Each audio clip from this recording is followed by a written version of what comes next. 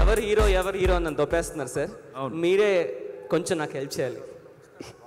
నలుగురిని మోసం చేసావంటే నువ్వు ఎంత పెద్ద ముదురు నాకు అర్థమైంది. సో ఇన్ని తెలివితేటలతో మా సినిమా బాగా తీసి ఉంటాను నేను నమ్ముతున్నాను. Thank you. కాదు సార్, మీరే కొంచెం వాళ్ళ క్లారిటీ ఇవ్వాలి.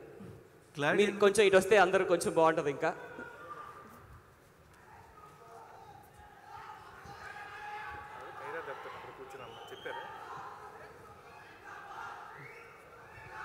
సందీప్, ఆది, సుధీర్ బాబు, నారా రోహిత్,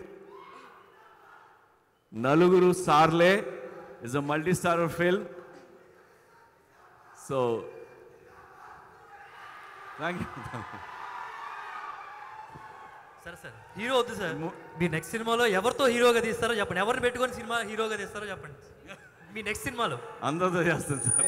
అయ్యో అలా ఏదో ఒకటి ఇదేనే చెప్పాలి, అదేనే చెప్పాలి సార్. లేదు, డెఫినెట్గా మీరు ఎవరి ముందు డేట్లు ఇస్తే వాళ్ళతో చేస్తాను. అందరికీ నాకు ఎన్సైక్లోపీడియా ఉన్నారు, ఆయనతో వర్క్ చేయాలని ఎప్పటి నుంచో కోరిక.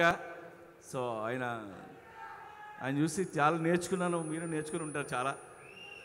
సో ప్లీజ్ సార్, ఎప్పుడో రోజు పనిచేసే అవకాశం ఇవ్వండి నాకు.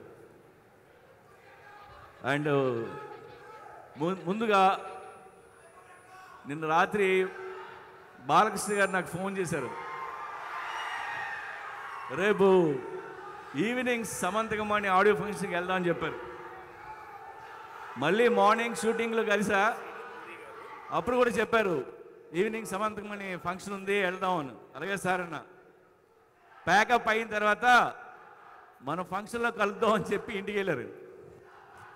అయితే ఈరోజు ఆయనకి చిన్న ఫుడ్ పాయిజన్ అవడం వల్ల లాస్ట్ మినిట్లో ఆయన రావట్లేదు.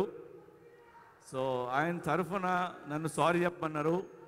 సో డిసప్పాయింట్ అవ్వద్దు, మళ్ళీ ఆయన మనం పైసా వసూలు ఫంక్షన్లో కలుద్దాం, పెద్ద ఫంక్షన్లో కలుద్దాం. అండ్ ఇకపోతే సమంతకమణి నేను ట్రైలర్ చూశాను నేను. అండ్ వెరీ ఎనర్జెటిక్ ఉంది. సమంతకమణి వాళ్ళు చాలా గొడవలు అయినట్టు తెలుస్తుంది.